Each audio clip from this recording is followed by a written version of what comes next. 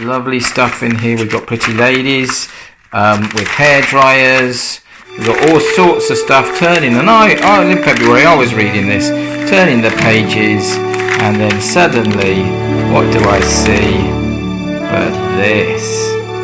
Ooh, check this out. We have got some watches here at $3.99.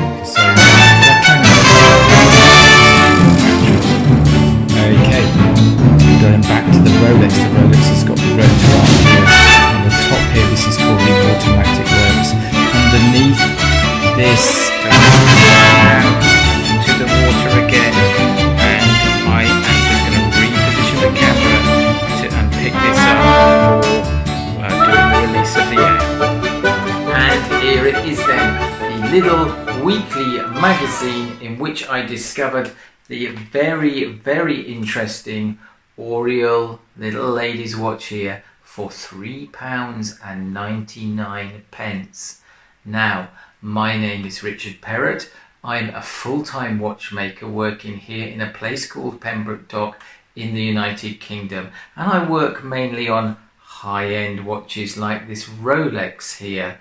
I also work on old antique pocket watches. Those are my real speciality. So I'm very, very familiar with the watch which I am going to compare to the Auriol, and that is the Rolex Lady Datejust. Now, before I do that, I just want to start this video with a look at this really, really lovely book, which is quite in contrast to the Lidl magazine because it comes from the great Rolex. I just want to do a shout out to the really, really nice guy who works in the authorized dealer there in Syracuse, or did about 18 months ago when I popped in, and bless him, he knew as soon as I walked in I wasn't going to buy one of his watches, but he could see how much I loved them. And there was a little Rolex magazine on the desk. It wasn't as posh as this book, but bless him, as I left, he kind of tapped me on the shoulder and said, "Here fella, have one of these." So big shout out to Rolex in Syracuse. But anyway, let's get on with the video. So there it is. Look at all of these Rolexes here. Lovely high quality print. We've got Sky Dwellers, we've got Presidents, we've got Richard's favourite president there. Anyone feeling generous can go and buy me one of those, no problem at all. Or 118135 with the kind of dark chocolatey dial. Oh my god, that's so nice. So this contrasts hugely with the publication of the authorized dealer of the inexpensive watch, and here is that publication. Ta-da! The Lidl Weekly. So as you can see, quite a different thing. This is the weekly magazine for one of our local supermarkets. And as you can see, you can get a nice pizza there, very similar to the one that you can get in Syracuse for £1.99. You can jet off to Italy and all sorts of stuff there. So we've got lovely stuff in here. We've got pretty ladies with hair dryers. We've got all sorts of stuff turning. And I look at the way I was reading this, turning the pages, and then suddenly, what do I see but this? Ooh, check this out. We have got some watches here at $3.99, and if I'm not mistaken, we even got a chronograph with a nice blue strap. Check this bad boy out. And we have got rose gold with a black dial, and this kind of Submariner meets Explorer dial in sort of funky plastic. But what really interested me was the $3.99 £4.99. And water resistant to 5 bar. 5 bar is 50 meters, which is quite deep, really. Be interesting to see if that holds true. But guys, £3.99, and I think, if I remember rightly, I had to rush to the shop on the day that these watches were going to be in the store, because it says, as you can see there, on sale from Thursday the 21st of February, a full week after Valentine's Day. And so I got myself down to the store, and et voila, here are 2 of those watches. And the one that we're going to concentrate on in this video is this little watch here, because as you can see from the size, this is a lady's watch and this is a gentleman's watch. So we are going to compare the blue ladies Auriol watch by Lidl with the Rolex that I showed you a little bit earlier. And that is what we're going to do on this video, and we're going to see what it reveals not only about these watches, but also about what makes us tick as humans.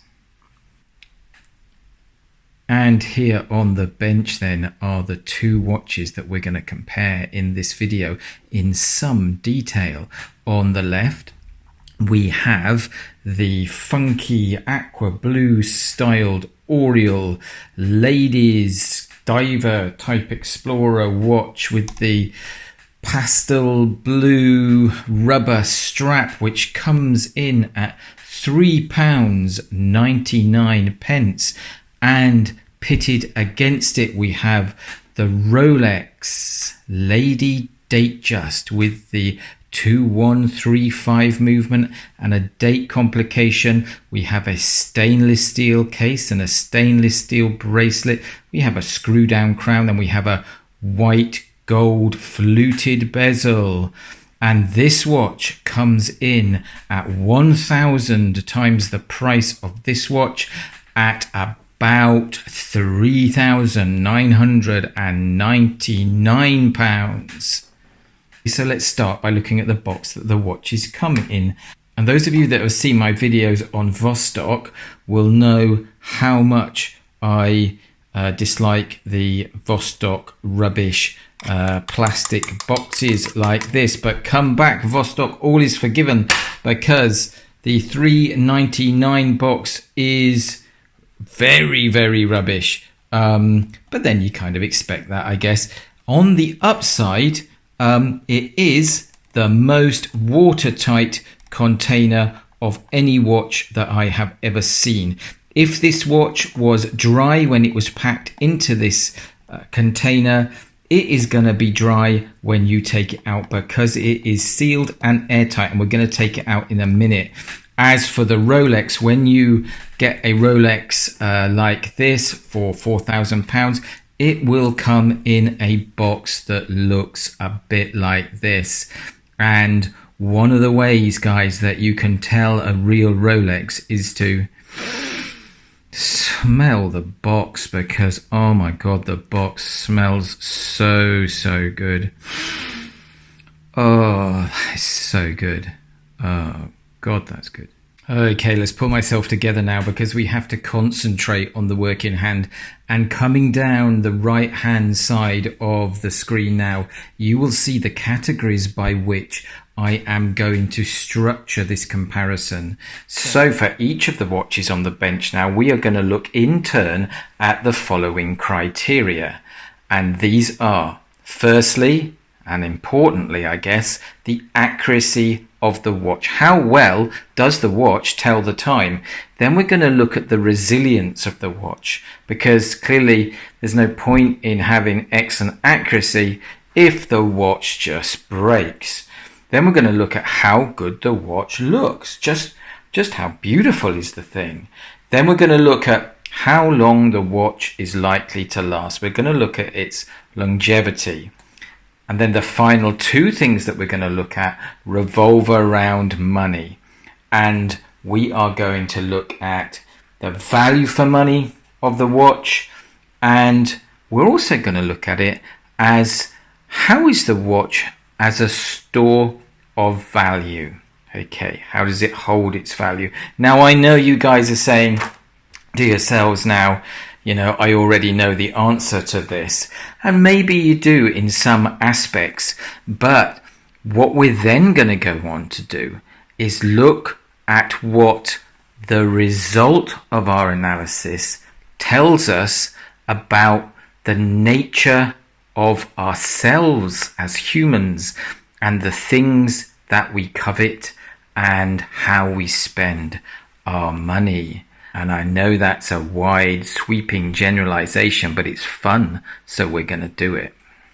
And here then at last is the Auriol watch out of its case, and we know that it's important to keep the box and the papers, so I have got those kept here. And just look at this size of the paperwork here. You could sort of paper the shed with all of this paper. It's in about 27 different European languages, and I guess that's to cover everywhere there is an authorized dealer, which is the Lidl. So let's now take a look at something else that the paperwork tells us. We have got a replacement battery, which is the SR626, and this watch has immediately failed my ease of replacement battery because I've been through my batteries and it's not that one, it's not that one, it's not that one, it's not that one, it's not that one, it's not that one, and it's not that one. Now, bearing in mind, however, folks, that I very rarely work on Quartz watches. Most of the time I'm working on stuff like this, which is way more interesting. But here we go. Here is the watch, and we are now going to take a look at it in terms of how it looks. And actually, you know what? It does actually look quite pretty there. So let's take a look at the look of this Auriol watch. Give this little Auriol the best chance possible when deciding how pretty it is. I've brought it over to the place in the workshop where I've got the best light, which is over by the lathe. So let's now have a little look at this Auriol watch. Let's just focus in there a bit closer, and as you can see, it's a very, very shiny looking thing. It has the Auriol logo. Let me get a pointer, or I'll use a graver as a pointer, but I won't actually touch the watch because the graver is very sharp. So here we go. Okay, so we have the dial with the simply printed indices here. They look like little rivets. We have the Auriol logo, and we have writing at the 12, 3, 6 and 9 position. It is tolerably executed, and we've got the nice little sword hands there. But here is a little bit of a surprise for a watch that only costs £3.99. Watch the bezel, because the bezel actually turns round, and you can hear it clicking there nicely because this bezel is unidirectional. Okay, now hang on, the Vostok doesn't do that, and the Vostok costs £70. We have got a nice clicking unidirectional bezel in this little Auriol, so that's nice. And also it's quite nicely printed. Let's come in even further and have a look at the printing on this. Okay, we're starting to get a little bit of pixelation on the camera actually, so it's not really fair. Let's come out again to there. So the strap, let's look at that. It's rubber. It is quite nicely contoured and shaped. It feels quite rubbery. I know that sounds silly, but it's quite nice to touch. It's really flexible. The buckle is nice and firm and very simple, and we have a classic kind of Submariner style to the watch with the crown here. Let's just come in on this. The crown here is recessed and guarded on the case here. I don't suspect the crown is screwed down at all. We'll find that out in a minute. Let's just flip it over, and on the back we've got the reference there, Auriol 2 LD 50491. The back is stainless steel. It looks to me as though the watch is actually made in Germany, and that is often no bad thing. So in terms of look, okay, it looks kind of cheap. It looks kind of cheap, and what will it look like once it's been worn for a month? That is going to be probably the most interesting thing. It is too shiny, I think, and it looks a bit cheap, like perhaps, and I don't want to get nasty, but perhaps the sort of thing that might fall out of a cracker at Christmas if you bought the posh ones. But you know, I don't completely hate it. As part of me that actually, it's actually a significant part of me that quite likes it and likes the bezel and likes the fact that it's accurate. We're going to come on to accuracy in just a moment. But in terms of looks, I think it looks a bit cheap, but it is a bit inexpensive. So that's the thoughts on the looks of this watch. Now let's go and have a little look at the Rolex. And here then is the Rolex in the nice light here. And let's come in on that now a little bit closer. And this, as you might expect, is a different kettle of fish. You'll notice that the watch is not working, and I've done that deliberately to explain in a moment the difference between the Quartz and the automatic mechanical movement. But in contrast to the watch that we have just seen, everything about this watch oozes quality, resilience, and sophistication. We have got a white gold bezel, we have got a stainless steel case, and we have got a stainless steel Jubilee bracelet. We have got the baton hands, we have got a blue sunburst dial with the very smartly done lettering and the applied Roman indices here with the Rolex logo at the top. If we turn the watch over, you'll see we have a very simple case back, which has taken over the years, as you can see, a few knocks. But like all Rolexes, you know, when these watches take a few knocks, if anything, they look just that little bit better, okay? That does not apply if you run over it with a tractor. There is a limit to that, but just daily wear, the watch will get a nice patina over the years and look really great. Look at the way it catches the light there. I can just make it catch the light there on the hands, and that's because those hands are angled. They have like a blade along the top, an apex along the middle of the hand, and so that is just utterly gorgeous. But then you'd expect that because it's a Rolex. But we are comparing the watches, and how do I think that this watch looks? Well, I think it looks absolutely superb. So let's move on now and have a look inside the back of both of these watches. And here then are the two movements of these watches, with the Auriol Quartz movement on the left and the Rolex 2135 movement on the right.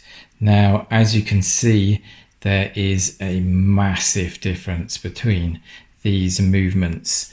The Quartz movement here is powered by this little battery, which I don't have any spares for. That's not a comment on the watch, that's more a comment on the amount of Quartz movements that I actually service.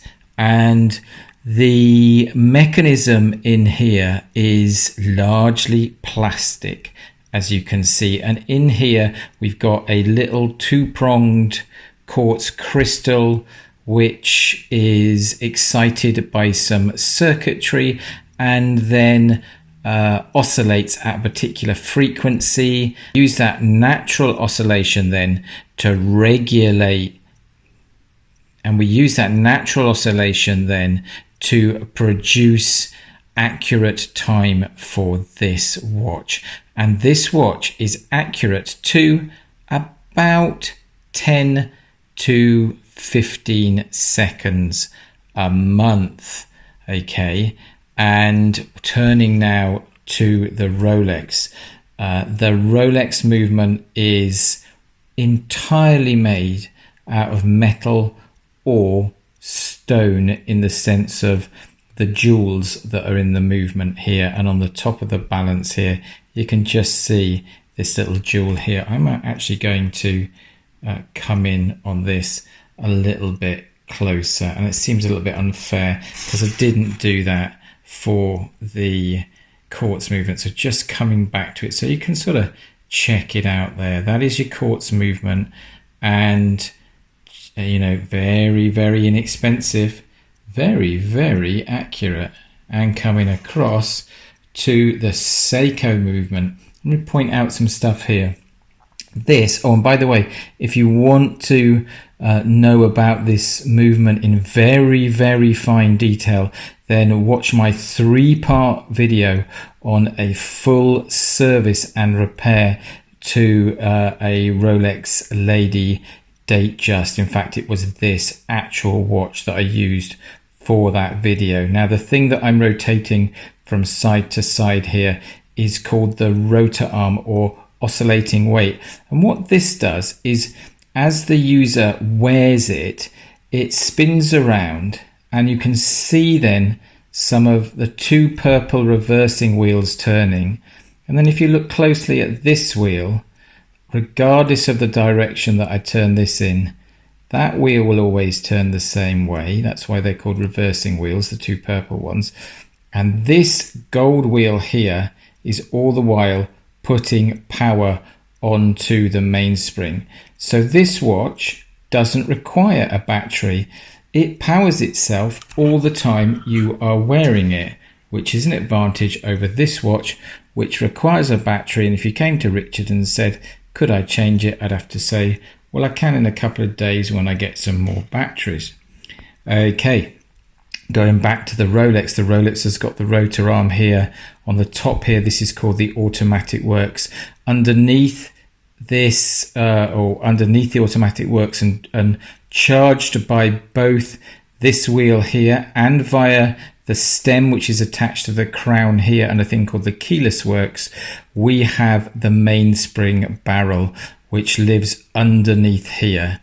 And that is holding potential energy, which is then channeled via a train, and that is in watchmaking terms, it's called the going train. And it's just a series of pinions and wheels that transmit power from the spring to the balance here. And the balance is one component of what is called the escapement, and that is how we escape power from the mainspring. So if I wind this up now a little bit, and this is not very wound, just a little bit, and then I give it a nudge in a minute, we're putting power on the mainspring. We haven't put very much at all because the watch was stopped, if you remember.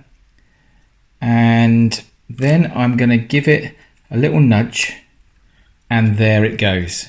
okay, and we didn't have to give that very much power at all, and you can already see now the balance working away there nicely. Now a Rolex, unlike a lot of mechanical watches, has a thing called a free sprung balance, and it is very, very precise for an automatic mechanical watch. But now here is the important thing. If I were to do a full service, as I recently did on this watch, and were to regulate it carefully, the maximum accuracy that I could expect to get out of this watch is somewhere between minus 2 seconds a day and plus 2 seconds a day. So this watch is going to be inaccurate to about 4 seconds a day, within a 4 second a day bracket. And this watch costs, you know, $4,000, $5,000, depending on whether you buy it new or second hand. Okay. And this watch, which costs 1,000 times less than that and is made of plastic, this watch is way, way, way more accurate. This watch is accurate to 10 to 15 seconds a month. Now, I have pumped up the air pressure inside the air pocket at the top here to just 40 meters. So there is no chance that we have gone above the 50 meters that is cited in the documentation that we just looked at. So if there is any breach inside either of those cases, the air pressure inside the case will also be at 40 meters worth of water pressure. What I'm going to do now is drop the cases down into the water, and then using the little white button at the top, we will release the pressure in the air pocket. And if the cases are good and watertight, you should see no bubbles coming from the case. If on the other hand, the case has been breached as it is hanging there at the moment, the differential in pressure between the air pocket at the top and that inside the watch will cause air to rush outside of the watch, and you will see some bubbles appearing. If you see just a few bubbles, it may be that they are just a little bit of air trapped behind the bezel, but I am not hugely confident on the Auriol watch here, which is why I've taken the movement out. And then, to be fair, I took the movement out of the Rolex as well. So we are going to drop the watches down into the water now, and then I will pick up the video when I've done that. So there are the watches now down in the water, and what I'm going to do now is release the pressure carefully from the air pocket at the top. And what I want you to do is watch the cases carefully as I do that. Now I'm going to try and do it under control, although sometimes with this apparatus it is a little bit tricky. So watch carefully now as we try and do this. I'm just going to try and get the Auriol watch in focus. We've got a little bit of distortion here, so I'm just moving it round to here to get a better look at the Auriol watch in particular. I think that's a better view. Now very carefully I am going to release the pressure on the top here of the apparatus, and watch now the cases for any release of air.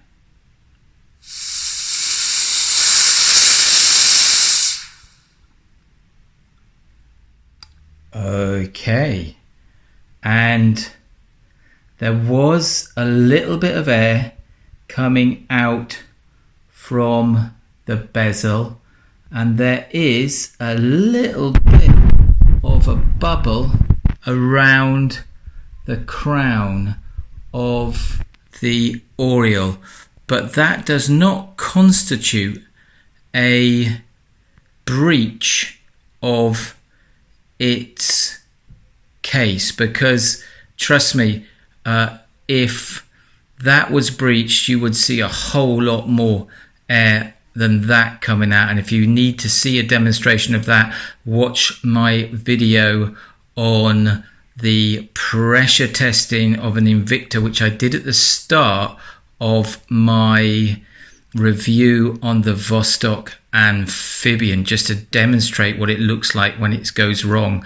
I'll put a card on here now so that you can see that. But amazingly, I would say that we have a tiny little bit of air coming out from the top of the Rolex, and that is just trapped air from inside where the spring bar meets the lug that you can see there. And we've got similarly a little bit of trapped air under the bezel and around the crown. So there was trapped air inside the crown. But guys, I would say that both watches pass the 40-meter test. And with the watches here now safely back in their cases and looking very fine, let's now look at the scores under the categories that I mentioned at the start of this video. And the first of those categories was accuracy. And this is where we get the first surprise, because surprise to some people, the £3.99 watch is a lot more accurate than the Rolex. The £3.99 Auriol watch is accurate to 10 to 15 seconds a month. And, even when it's running well, you're going to be lucky to get, between -2 and +2 seconds a day. So the cheaper watch is way, way, way more accurate. So I have scored the cheaper watch 9.5 out of 10. I didn't give it the full 10 because there is another type of quartz movement, and if you want to learn about that, watch my video on the Boulevard Seeking, which is even more accurate, and that's accurate to 10 seconds a year. So I couldn't give it a 10, but it got a 9.5. The Rolex accuracy gets an 8. Now you may be wondering why it's not lower than that, and that's because the accuracy actually probably doesn't matter that much once you're below 5 seconds a day, because very, very few people need a watch that is as accurate as the cheaper watch on the right. But I'm going to give it an 8 out of 10 because it is still a very, very accurate watch. We have to give room in the scoring system for other watches, more humble automatic watches that aren't chronometers, and they would score a lot less. Moving on to resilience. The resilience of the Rolex is pretty much unquestionable. It is a tough piece of kit. It's pretty, but it's tough. It's a bit like Lara Croft, I guess. On the right hand side, I thought that would be scoring low, but I'm actually really quite impressed with the resilience of it, particularly the resistance to water pressure. We tested it down to 40 meters and then to 60 meters, and it passed the tests. It is a little bit flimsy, and at some point the bezel's going to fall off, but actually sometimes that happens with the Rolex. I am going to give the Rolex 9 out of 10 for resilience, and the Auriol I am going to give 5 out of 10 for. Now, the looks of the watch. Now, this is not so objective. What looks nice to one person doesn't necessarily look nice to somebody else. But we do also have to acknowledge the widespread adoration of the little Datejust on the left, and the kind of tinny garishness of the watch on the right as we look at them there. So in terms of looks, I'm going to score the Auriol 4.5 out of 10, and the Rolex gets a 10 out of 10. It looks fantastic. Now, longevity. How long is this thing going to last for? Well, the Rolex gets a 10 out of 10. It's, as I say, a very tough, very fine movement, and as long as it is given to the right watchmaker to look after, that watch can last for generations and generations. Not so, I fear, with the Auriol on the right. I think its days are numbered. There are no jewels in the movement. The movement is plastic. The strap is rubber. I give it 2 years and it's probably gone. So this is a real area where the Rolex does much, much better than the £3.99 Auriol, and that's because it scores 10 and the Auriol just gets 1 out of 10. I don't think you're gonna be wearing a watch like this for very long before it falls apart, if I'm absolutely honest. So now turning to the money, and here is the two big money questions. Firstly, store of value. You might be surprised that I'm putting in this category, and really I'm putting it in because I guess in favor of Rolex, because you know, you can use Rolex as a store of value. If you think the currency that you're holding in the bank is about to become worthless, then top tip, go and buy some Rolexes. Because if there is superinflation, you can buy a Rolex on the Tuesday for 16,000 Swiss francs. And imagine then that there is superinflation and you had the cash in the bank, and suddenly within 4 weeks you can buy a cabbage for 16,000 Swiss francs, then you got yourself a little bit of a problem. But if you bought the Rolex, you would be able to sell the Rolex for 500,000 Swiss francs because it holds its value regardless of the currency. It's a bit like gold. Not so, I'm afraid, with the Auriol, and anyway, even if it did store value, there wouldn't be much value to store because it only cost $3.99 in the first place. And finally then, value for money.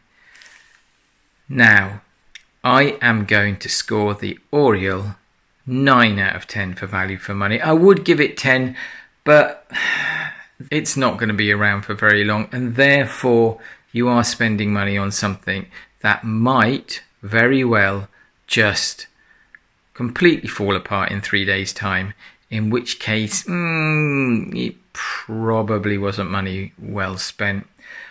As far as the Rolex is concerned, I am actually going to score that also 9 out of 10 for value for money. And here is really the key bit of this whole video, because you see, a Rolex and other high-end watches to a certain extent is so much more than a watch, because this is how Rolex play the game. They make, as you have seen in this video, extremely high quality watches. Rolex are very, very good at making great watches, but what they do perhaps even better is market those watches. Rolex is everywhere. I shot a video recently in the south of France, and when I got off the plane and was walking into the airport, there was Rolex on all the LCD display boards. As you come into the United Kingdom, Rolex reminds you that it is the king of watches. Likewise, when you drive into our capital city over the Hammersmith flyover,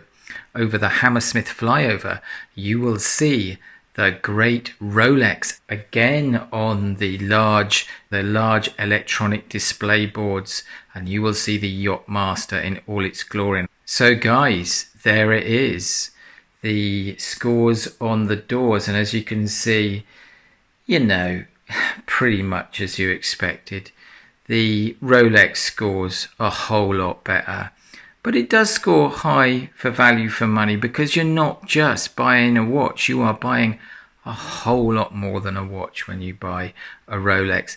But in a way, the star of this show, I think, maybe has been the Auriol. It's a plucky little watch. It looks great. Okay, it's a bit tinny, it's a bit brash, but it keeps the water out, and it is very, very accurate and quite funky. Guys, if you like my videos, then please subscribe, and please give this video a like and hit the little bell icon, which will alert you when I make and post a new video. But for tonight, from the watch bench here in Pembroke Dock in the United Kingdom, I really hope you've enjoyed this video. And from myself, Richard Perrett, the watchmaker here, good night and God bless.